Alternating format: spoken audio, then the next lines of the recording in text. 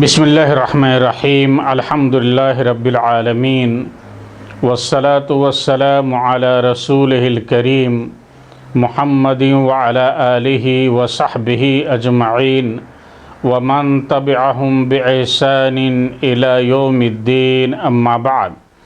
میرے بزرگ اور دوستوں اور اسلامی بھائیوں اور بہنوں، السلام علیکم ورحمۃ اللہ وبرکاتہ۔ آج کے اس مختصر وقفے میں کفر و شرک اور ضلالت و گمراہی کے اسباب میں سے پہلا سبب آپ کے سامنے رکھنے کی کوشش کروں گا۔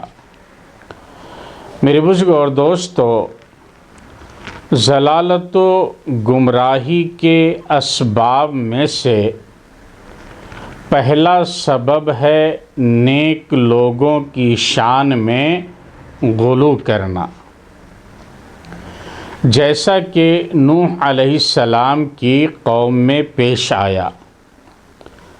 حضرت ابن عباس رضی اللہ تعالی عنہ نے ود، سواع، یعوق، یغوث اور نصر کے بارے میں تفصیل بیان فرمائی ہے کہ یہ لوگ نوح علیہ السلام کی قوم کے نیک لوگ تھے، اور ان لوگوں کی شان میں غلو کرنے کی وجہ سے روئے زمین پہ پہلی بار شرک کا سلسلہ شروع ہوا۔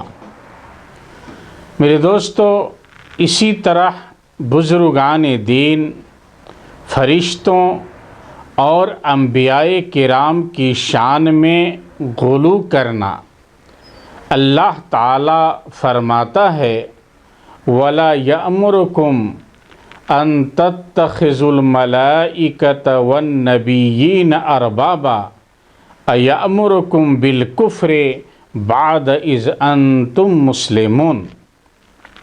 اور یہ نہیں ہو سکتا کہ وہ تمہیں فرشتوں اور نبیوں کو رب بنا لینے کا حکم کرے۔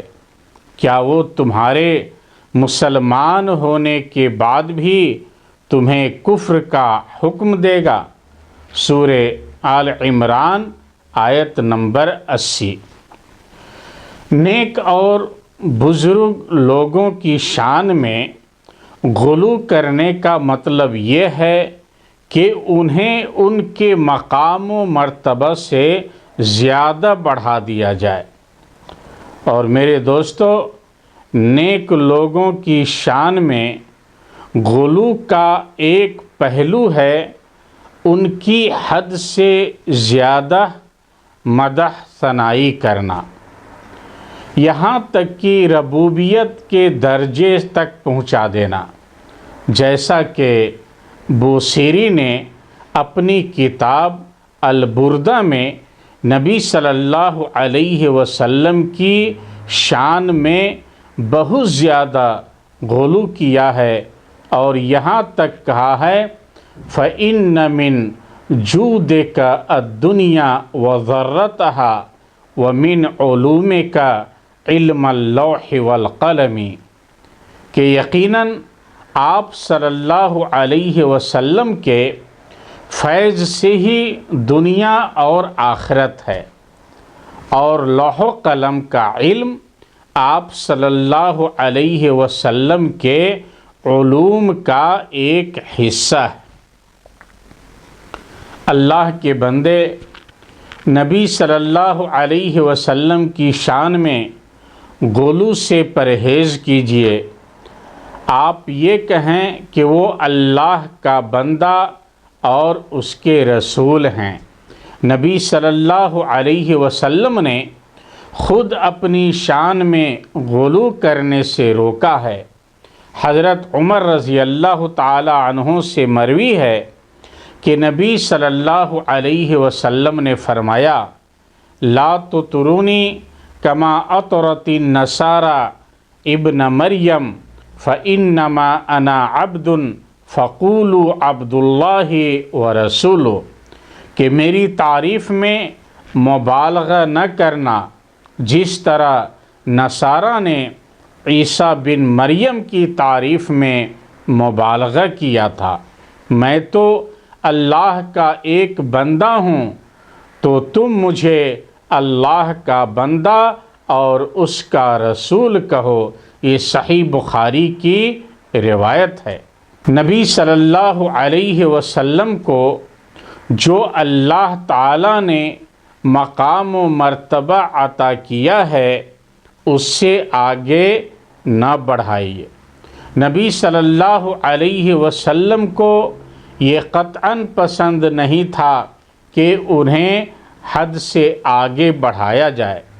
حضرت انس رضی اللہ تعالی عنہ سے مروی ہے کہ نبی صلی اللہ علیہ وسلم نے فرمایا، انا محمد بن عبداللہ عبداللہ ورسولہ واللہ ما احب ان ترفعونی فوق منزلتی التی انزلنی اللہ عز وجل، کہ میں محمد بن عبداللہ ہوں، اللہ کا بندہ اور اس کا رسول ہوں۔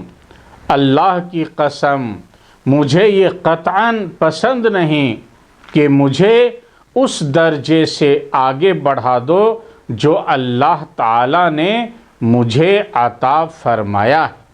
یہ مسند احمد کی روایت ہے اور روایت صحیح ہے۔ نبی صلی اللہ علیہ وسلم کی شان میں غلو کرنے پر شیطان کا آپ پر داؤ نہ چل جائے۔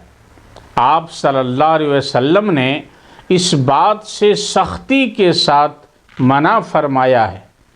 حضرت عبداللہ بن شخیر رضی اللہ تعالی عنہ سے مروی ہے کہ انہوں نے فرمایا، میں بنی عامر کے وفد کے ساتھ نبی صلی اللہ علیہ وسلم کی خدمت میں حاضر ہوا۔ ہم لوگوں نے کہا کہ آپ ہمارے سید اور سردار ہیں۔ آپ صلی اللہ علیہ وسلم نے فرمایا، سید اور سردار تو اللہ تبارک و تعالی ہے۔ ہم نے کہا، آپ عزت و شرف میں ہم سب سے بہتر ہیں اور آپ کی بات سب سے بڑی بات ہے۔ تو آپ صلی اللہ علیہ وسلم نے فرمایا، اس طرح کے بعض مناسب الفاظ کہو، مگر شیطان کے پھندے میں نہ آ جانا۔ اس حدیث کو امام احمد اور ابو داؤد نے روایت کیا ہے اور حدیث صحیح۔ تو میرے دوستو، نبی صلی اللہ علیہ وسلم کی شان میں غلو کرنے سے پرہیز کریں۔ اللہ تعالیٰ سے دعا ہے، اللہ تعالیٰ ہم سب کو دین کی باتیں سننے، سمجھنے اور عمل کرنے کی توفیق عطا فرمائے۔ والسلام علیکم ورحمۃ اللہ وبرکاتہ۔